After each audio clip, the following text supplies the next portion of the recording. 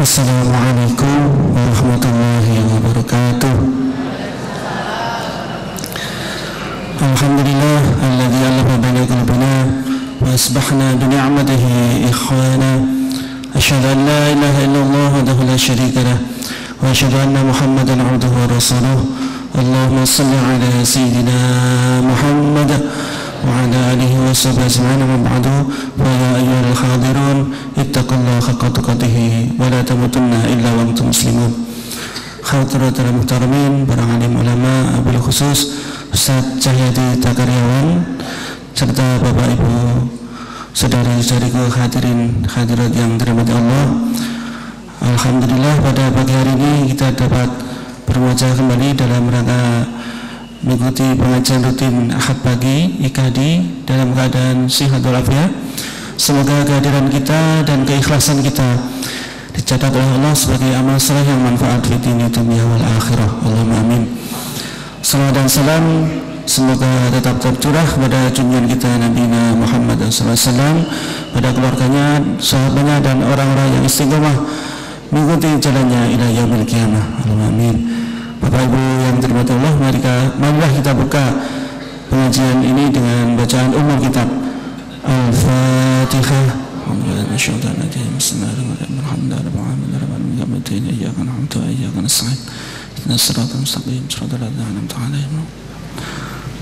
Acara selanjutnya yaitu pembacaan ayat-ayat suci Al-Quran yang akan disampaikan oleh Ustaz Muhammad Isnaini. Kepada beliau waktu dan tempat kami persilahkan. Assalamualaikum warahmatullahi wabarakatuh.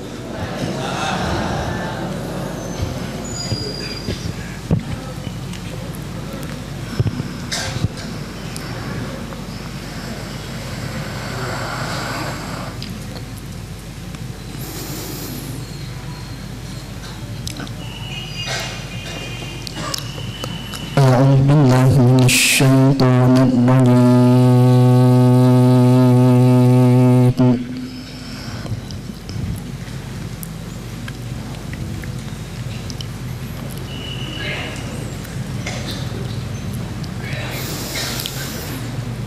بسم الله الرحمن الرحيم.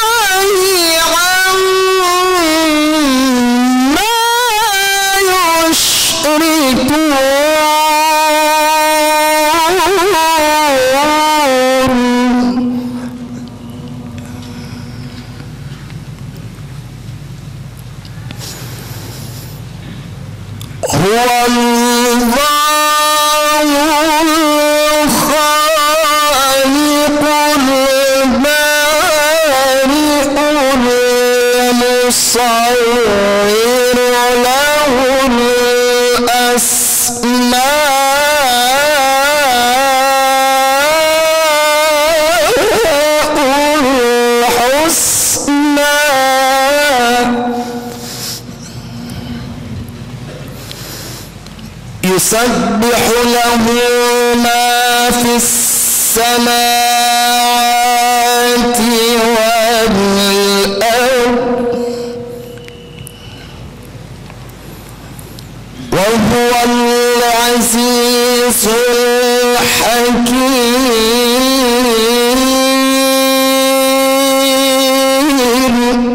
الحكيم وهو العزيز الحكيم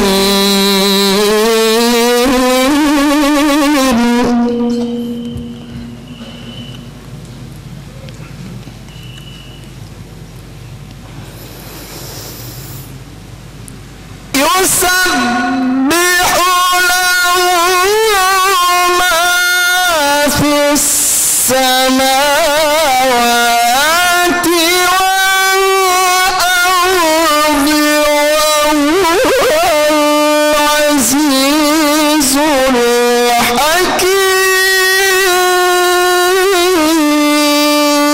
الحكيم يسبح له ما في السماوات والأرض وهو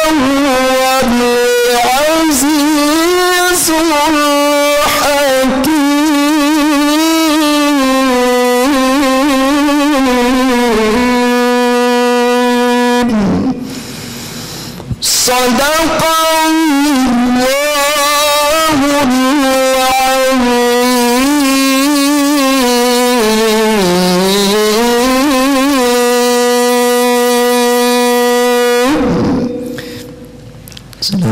warahmatullahi wabarakatuh. Bapak Ibu yang dirahmati Allah, demikian tadi pembacaan ayat suci Al-Quran yang telah disampaikan oleh Ustaz Muhammad Isnaini. Semoga semakin menambah keimanan kita. Allahumma amin. Bapak Ibu yang dirahmati Allah, sebelum kita mulai pengajian, kami sampaikan dua pengumuman. Pengumuman yang pertama yaitu infak Ahad kemarin, alhamdulillah mencapai 4.563.000. Kemudian bagi Bapak Ibu yang belum mendapatkan kalender hijriah, masih tersedia di belakang masjid. Kami silakan untuk mendatangi panitia setelah pengajian. Bapak Ibu yang dirahmati Allah, acara selanjutnya yaitu pengajian umum Ahad pagi IKD akan disampaikan oleh Ustadz Cahyadi Takaryawan. Beliau adalah Ketua IKD Daerah Istimewa Yogyakarta. Pada pagi hari ini akan mengambil tema bahaya mengancam keluarga kita. Baiklah, Bapak Ibu yang dirahmati Allah, pengajian umum Ahad pagi IKD akan disampaikan oleh Ustaz Cahyadi Takaryawan. Waktu dan tempat kami persilakan. Bismillahirrahmanirrahim. Assalamualaikum warahmatullahi wabarakatuh. Alhamdulillahirabbil alamin. Alhamdulillahilladzi anzala sakinata fi qulubil mu'minin liyazdadu imanan ma'a imanihim. Asyhadu an la ilaha illallah wahdahu la syarikalah wa asyhadu anna Muhammadan abduhu wa rasuluh la nabiyya ba'dah. Allahumma salli wa sallim wa barik ala nabiyyina Muhammad wa ala alihi wa ashabihi ajmain. Wa ba'd. Bapak-bapak, ibu-ibu, jamaah pengajian IKD yang dirahmati Allah Subhanahu wa taala,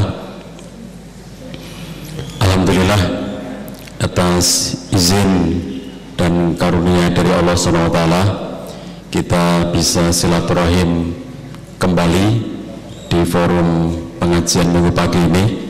Beberapa waktu yang lalu insya Allah saya juga pernah hadir di majelis ini bersama-sama dengan bapak-bapak dan ibu-ibu sekalian. Insya Allah pada kesempatan pagi hari ini kita akan berbincang masih seputar tema keluarga, karena tema inilah yang kami selalu menggelutinya setiap hari. Bapak Ibu sekalian, sedikit membuka ingatan Bapak Ibu sekalian. Dulu pernah saya sampaikan di forum ini, saya menjadi konselor pernikahan dan keluarga dari tahun 2000 sampai sekarang di Jogja Family Center JFC, dan 2 tahun terakhir ini juga membantu untuk menjadi konselor ahli di RKI Rumah Keluarga Indonesia. Dari pengalaman berinteraksi dengan masalah-masalah kehidupan pernikahan dan keluarga sepanjang 14 tahun dari tahun 2000 sampai sekarang, itulah yang kemudian saya ingin berbagai macam persoalan-persoalan hidup berumah tangga yang telah dialami oleh banyak orang itu tidak terjadi pada orang lainnya, dan kita bisa menjadikan keluarga kita itu menjadi keluarga yang kokoh, keluarga yang sakinah, mawaddah, warahmah. Bapak Ibu sekalian yang dirahmati Allah SWT, tema kita sebagaimana tadi telah disampaikan, kita berbincang di seputar bahaya yang ada di sekitar keluarga kita. Saya akan lebih fokus kepada bahaya-bahaya yang dimunculkan akibat dari teknologi. Bapak Ibu sekalian yang dirahmati Allah SWT, kembali mengingatkan data di Indonesia itu menurut BKKBN ada 2 juta pernikahan setiap tahunnya. Jadi tiap tahun itu ibu-ibu, bapak-bapak, ada 2 juta orang menikah di Indonesia itu. Tetapi ada 300.000 orang bercerai setiap tahunnya. 300.000 orang bercerai setiap tahunnya. Itu angka yang sangat besar. Angka ini menempatkan Indonesia menjadi negara dengan tingkat perceraian tertinggi se-Asia Pasifik. Data ini dirilis oleh BKKBN tahun 2013, akhir 2013 kemarin, Desember. Jadi kalau Bapak Ibu sekalian sering mendengar Indonesia itu sering kalah gitu ya, misalnya pertandingan sepak bola kalah, pertandingan badminton kalah gitu ya. Tidak seluruhnya kalah ya, ini urusan perceraian itu menang Indonesia itu. Nomor 1 se-Asia Pasifik itu. Menurut data dari Ditjen Badilak, Direktorat Jenderal Badan Peradilan Agama Mahkamah Agung, penyebab utama perceraian di Indonesia itu ada 2. Yang pertama adalah faktor ekonomi dan yang kedua adalah faktor perselingkuhan. Faktor ekonomi dan faktor perselingkuhan itu 2 sebab utama mengapa terjadi perceraian di Indonesia. Dan yang lebih unik lagi adalah bahwa dari 300.000 orang bercerai setiap tahunnya itu, dalam kurun waktu kurang lebih 5 tahun terakhir ini 70% itu berupa gugatan cerai dari pihak istri. Jadi bukan talak dari suami kepada istrinya, tapi 70% itu adalah gugatan cerai dari pihak istri. Hati-hati ya bapak-bapak ya. 70% itu banyak banget. Jadi lebih dari 200.000 bentuknya adalah gugatan cerai dari pihak istri. Nah Bapak Ibu sekalian yang dirahmati Allah SWT, ini data tentang nikah dan cerai di Indonesia.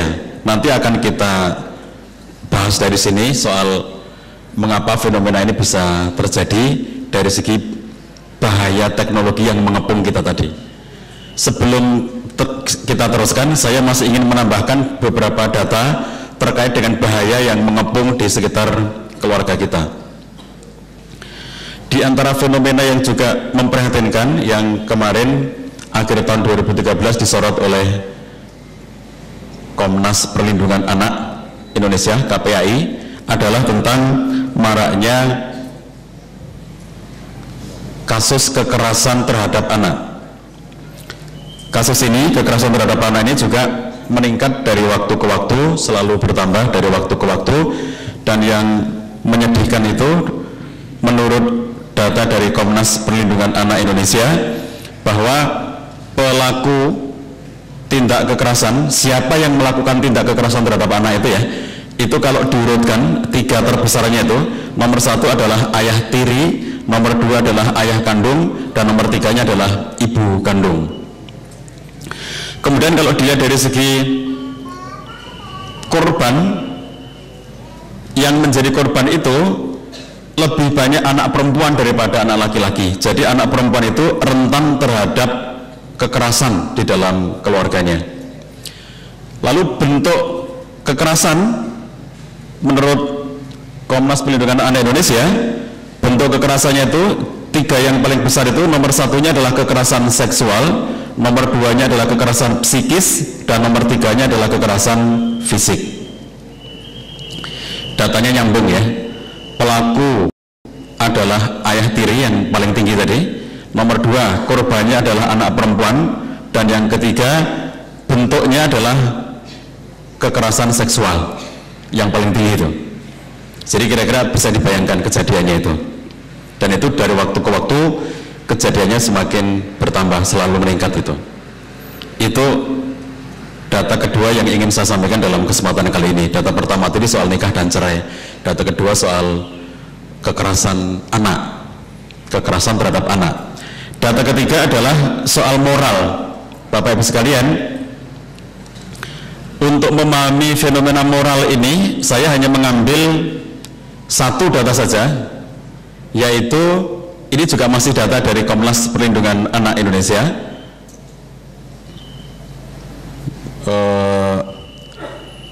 Data tentang aborsi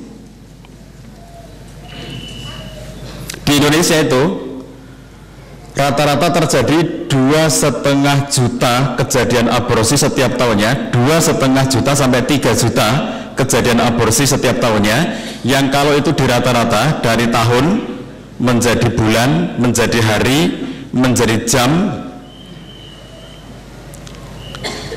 menjadi menit, maka ada kejadian 5 aborsi setiap menitnya di Indonesia itu.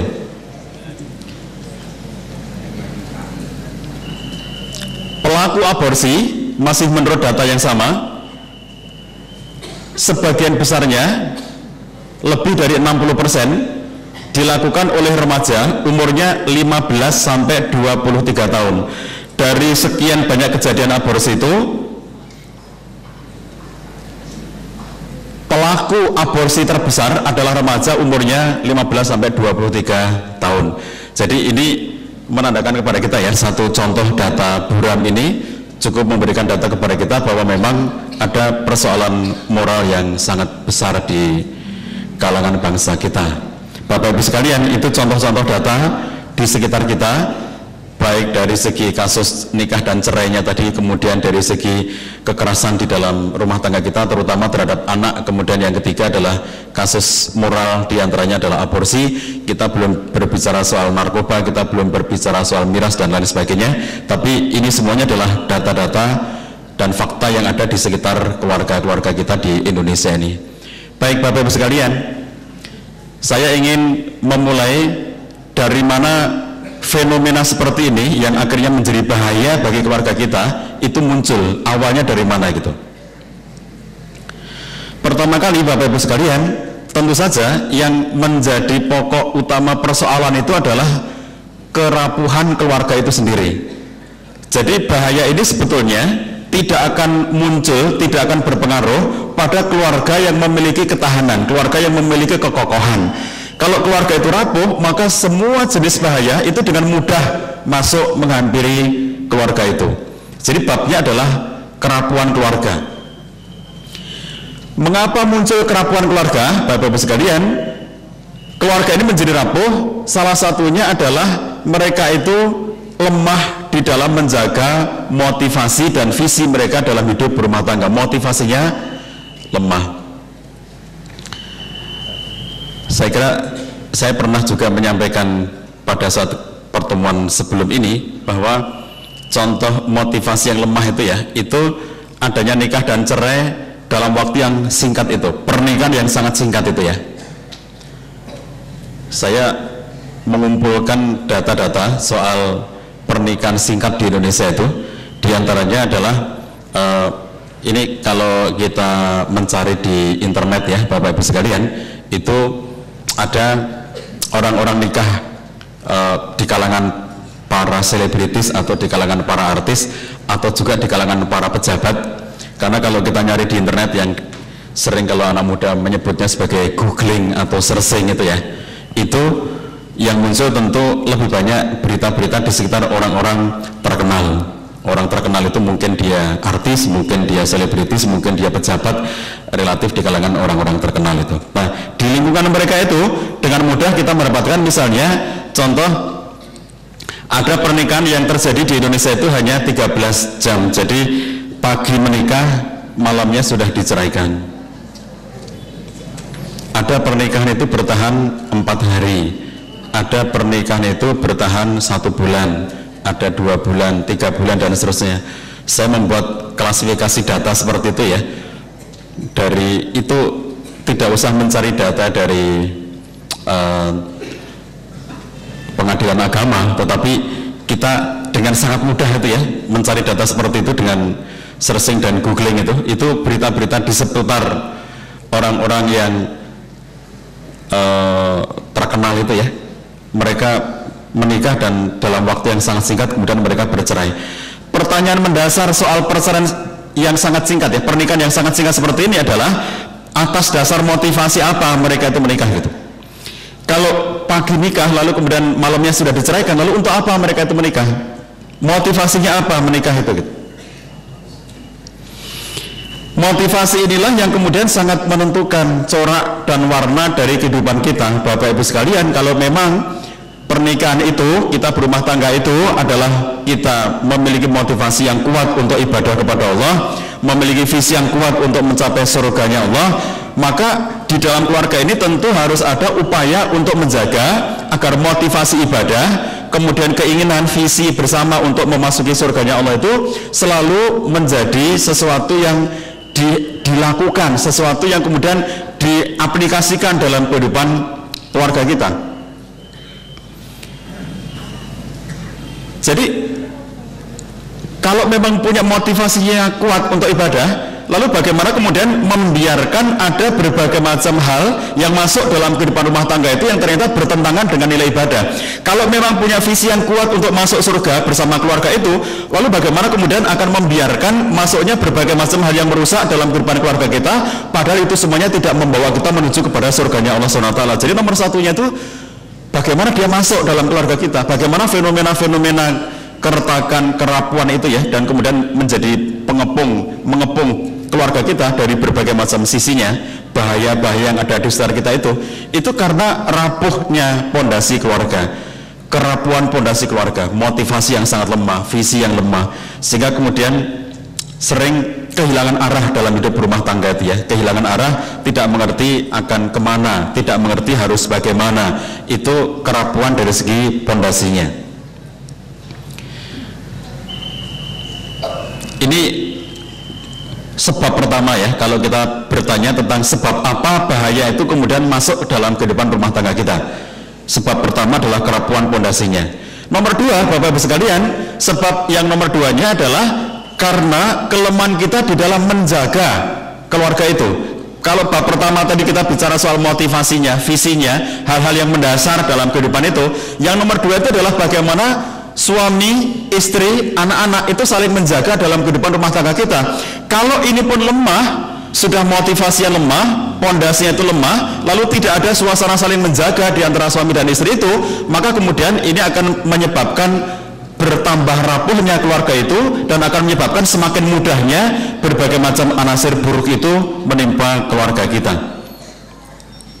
Jadi Bapak Ibu sekalian, yang saya maksudkan dengan lemahnya menjaga itu ya, jadi begini, harusnya suami dan istri itu saling menjaga, satu dengan yang lainnya itu saling menjaga. Saling menjaga itu beda dengan saling curiga ya, Ibu dan Bapak sekalian. Saling menjaga itu berbeda dengan saling curiga. Kalau saling curiga itu kemudian suami atau istri itu harus ngamati terus kemana perginya pasangan itu, dia kemana saja, dia ngapain saja gitu. Curiga dasarnya itu. Yang dimaksud dengan saling menjaga itu bukan karena curiga, tetapi karena keinginan bersama bahwa keluarga ini harus mencapai tujuan-tujuan besarnya. Keluarga ini dibentuk untuk ibadah kepada Allah SWT. Keluarga ini dibangun agar kemudian kita semuanya bisa mencapai surganya Allah SWT. Kita harus memastikan bahwa semua anggota keluarga itu terjaga dalam koridor untuk menuju kepada cita-cita besar tadi itu. Jadi bukan karena saling curiga, tetapi dalam konteks ini kita itu memastikan bahwa seluruh anggota keluarga kita itu on the track, berada dalam jalan yang benar untuk menuju kepada surganya Allah itu. Banyak loh ya Bapak Ibu sekalian, suami dan istri yang sudah tidak lagi saling mengenali itu. Kalau saya bertanya kepada ibu-ibu ini ya, ibu-ibu ini kenal nggak sama suaminya? Oh kenal ya, kenal banget ya. Bapak-bapak kenal sama istrinya ya? Kenal. Ini pertanyaan, apakah Anda kenal pasangan itu ya? Kalau dalam sebuah pelatihan saya membuat menjadi 3 level. Pertanyaan apakah Anda mengenal itu, kita buat menjadi 3 level. Level pertama itu pertanyaan yang masih gampang-gampang semuanya. Kalau saya tanyakan kepada Bapak Ibu semuanya, ngerti semuanya. Contohnya begini, tanggal lahir pasangan, ngerti ya Ibu ya? Tanggal lahir suami, tahu ya? Bapak masih ingat tanggal lahir istrinya? Enggak. Kalaupun nggak ingat itu Pak, Ibu, itu bisa ditulis ya, dicatat di handphone kita ya, disimpan di handphone kita ini untuk mengingat-ingat kalau lupa gitu ya. Siapa tahu nanti ada yang nanya, terus kemudian kita bisa buka-buka catatan gitu. Itu masih gampang diingatnya. Pertanyaan yang juga masih di level pertama itu misalnya adalah tanggal pernikahan Anda, masih ingat? Masih. Dan itu kalau saya tanyakan jawabannya harus sama ya, antara suami dan istri ya.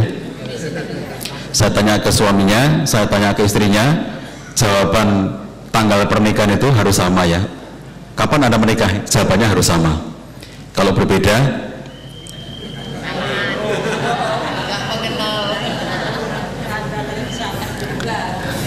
kalau berbeda, patut diduga gitu, kalau berbeda itu.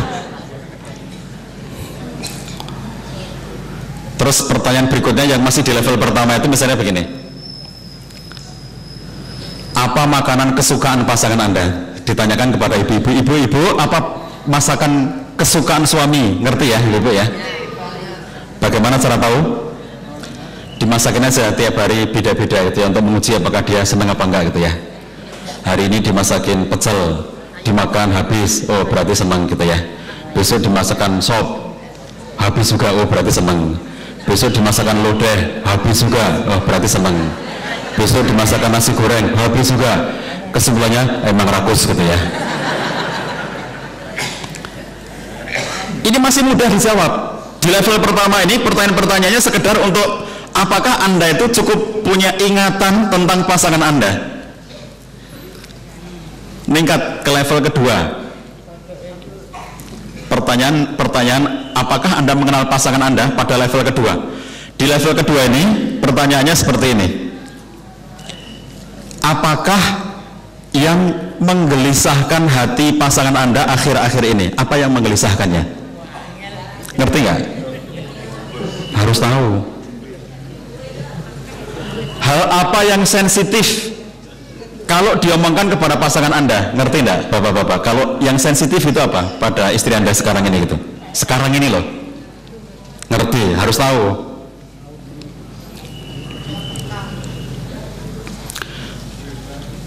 Termasuk pertanyaan, hadiah apa yang apabila Anda berikan kepada pasangan itu akan sangat menyenangkan dirinya karena paling sesuai dengan harapannya, paling sesuai dengan kebutuhannya sekarang ini. Ibu-ibu ngerti hadiah apa yang kalau diberikan ke suaminya itu paling seneng, paling pas, dia merasa itu cocok banget dengan kebutuhannya sekarang ini, ngerti nggak? Duit. Kalau duit itu kebutuhan sepanjang zaman Bapak Ibu sekalian ya. Tapi apa yang paling dibutuhkannya sekarang itu, yang paling pas dengan sekarang ini, oh belum tentu duit. Ada suami itu membelikan handphone istrinya, malah istrinya marah-marah. Dikiranya handphone seperti ini akan menyenangkan sekali karena harganya mahal gitu.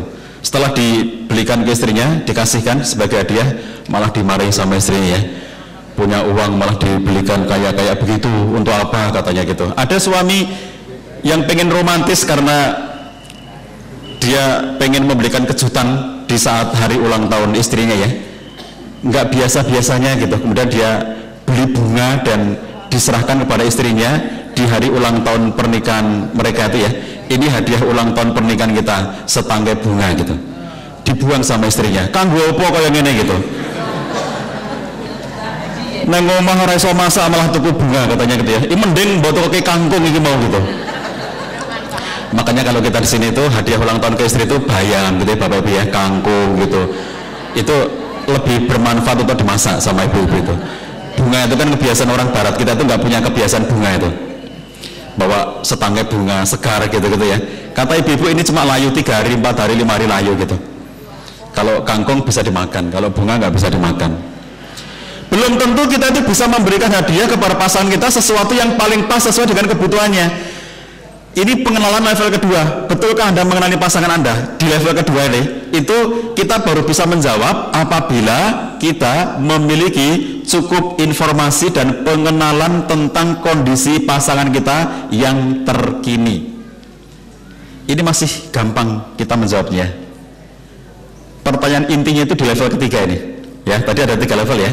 Level pertama masih gampang-gampang, tanggal lahir pasangan, tanggal pernikahan Anda, makanan yang disukainya, teman karib pasangan Anda gitu-gitu. Ya, masih gampang-gampang gitu. Level kedua itu apa yang menggelisahkannya, apa yang diinginkannya, hadiah apa yang paling pas dengan pasangan Anda. Itu level kedua, masih bisa dijawab sepanjang kemudian kita bisa mengenali pasangan kita dengan baik. Pertanyaan intinya di level ketiga ini, Bapak, Ibu, tolong dijawab. Tidak sekarang, nanti di rumah tolong dijawab. Level ketiga ini harus dijawab dan harus bisa menjawab.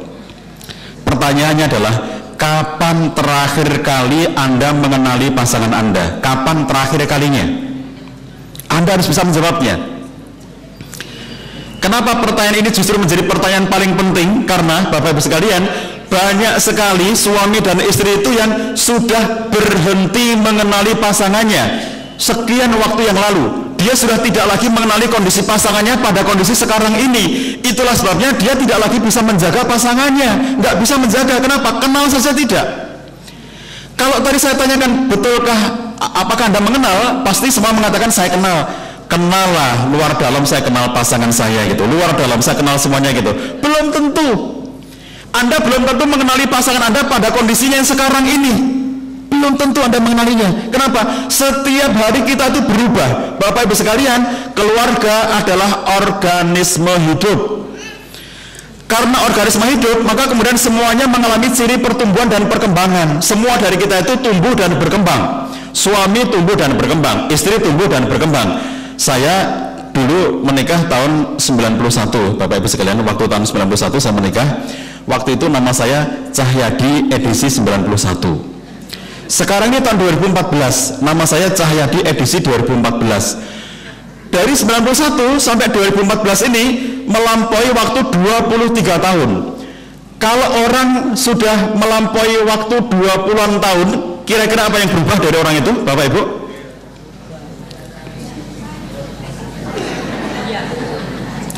Fisik ya. Dulu saya tidak berubah, sekarang berubah. Dulu waktu saya menikah tahun 91 itu 49 kilo, sekarang hampir 2 kali lipat gitu-gitu. Itu yang fisik. Tetapi Bapak Ibu sekalian, yang berubah dari kita bukan hanya fisiknya. Selera kita bisa berubah, keinginan kita bisa berubah, cita-cita saja bisa berubah. Sesuatu yang dulu kita pengen sekali mendapatkan, sekarang nggak pengen lagi, biasa aja. Sesuatu yang dulu kita nggak pernah mikir, sekarang mikir banget gitu. Semua dari kita berubah, semua dari kita berkembang. Makanya mohon maaf Bapak Ibu sekalian, tadi kalau saya cerita bahwa saya menjadi konselor pernikahan dan keluarga 14 tahun dari tahun 2000 sampai sekarang, terlalu banyak problem-problem hidup orang berumah tangga itu yang bermula dari mereka itu tidak lagi mengenali pasangannya. Kalau suami dan istri itu tidak lagi mengenali pasangannya pada kondisi yang sekarang itu, maka akan muncul gejala yang disebut dengan tiba-tiba. Tiba-tiba. Jadi kalau di ruangan konseling ada istri yang datang ke Jogja Family Center, ketemu dengan kami, lalu kemudian dia bercerita, nangis-nangis menceritakan masalahnya gitu ya. Dia mengatakan, Pak Cahyadi, suami saya itu selama ini sebetulnya baik-baik saja, tapi saya kaget, tiba-tiba dia selingkuh. Coba kalimat ini, tiba-tiba dia selingkuh. Apa ada selingkuh tiba-tiba itu? Saya bayangkan aja nggak bisa kok. Gimana coba teknisnya selingkuh tiba-tiba itu gimana? Orang baik-baik saja, sholat 5 waktu, biasa ngaji, biasa ke masjid, pulang dari sholat subuh di masjid, selingkuh dulu gitu. Ya nggak mungkin. Tidak ada selingkuh tiba-tiba itu. Selingkuh itu ada prosesnya. Mengapa si ibu ini mengatakan tiba-tiba suami saya selingkuh? Karena dia sudah berhenti mengenali pasangannya. Dia tidak lagi mengenali kondisi suaminya pada kondisi yang sekarang ini. Nggak lagi dikenalinya. Kalau tidak lagi mengenal, Bapak dan Ibu sekalian, maka pasti akan muncul gejala tiba-tiba itu dalam bentuknya yang beraneka ragam. Itu seperti kalau Bapak Ibu punya anak kecil.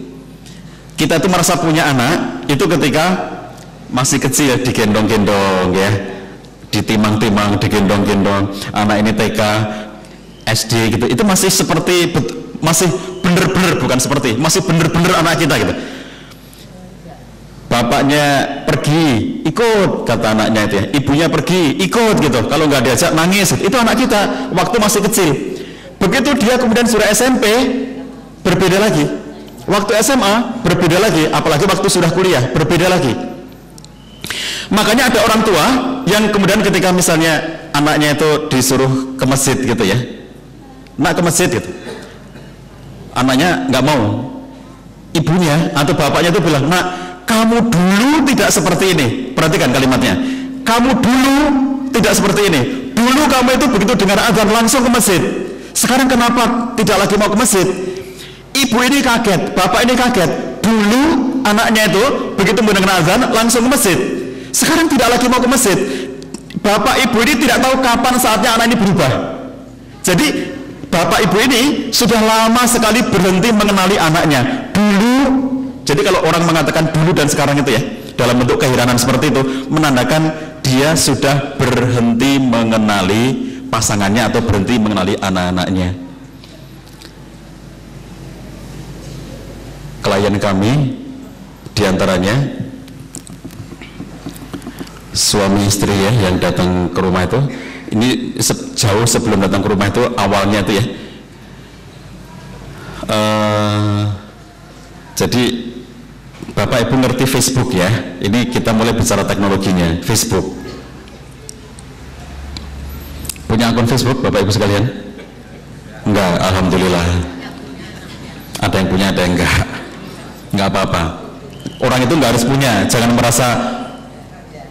merasa ketinggalan kalau tidak punya Facebook. Kenapa harus punya Facebook? Kenapa kita diatur-atur oleh orang lain gitu? Enggak punya Facebook enggak apa-apa, enggak punya akun Twitter enggak apa-apa gitu, enggak kenal WhatsApp enggak apa-apa. Kenapa kita mengharuskan diri untuk merasa harus punya WhatsApp, harus punya BBM, harus punya Facebook, harus punya Twitter? Itu kan maunya orang-orang gitu. Kenapa kita harus diatur oleh orang-orang itu gitu? Tidak harus punya ya, cuman saya menceritakan. Kebetulan saya waktu buka Facebook itu di bagian yang paling atas ini muncullah postingan seorang teman laki-laki. Saya kaget karena itu kok mendayu-dayu gitu ya, puitis sekali bahasanya gitu. Lalu kemudian karena saya agak-agak curiga gitu ya dengan teman ini gitu, saya kemudian masuk ke dinding Facebooknya, ke wallnya itu saya tarik ke atas, kira-kira sampai dengan 3 bulan saya lihat postingan-postingannya di Facebook itu semuanya kalimat-kalimat yang puitis, kalimat-kalimat yang indah gitu.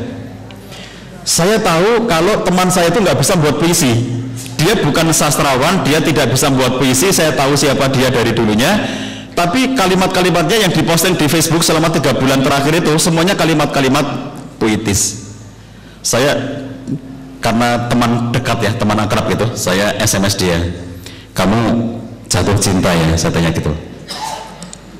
Sudah setua saya umurnya gitu ya, seumuran saya, anaknya dia sudah 5 gitu. Dia jawab begini, Pak Cah ada-ada aja gitu. Ya enggak lah kata dia gitu ya.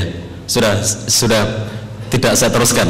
Tapi enggak lama kemudian dia kontak saya dan minta waktu ketemu. Setelah ketemu dia bertanya begini pertama kali itu, Pak Cahyadi, bagaimana bisa nulis SMS kemarin itu? Kok bertanya saya apakah saya jatuh cinta gitu?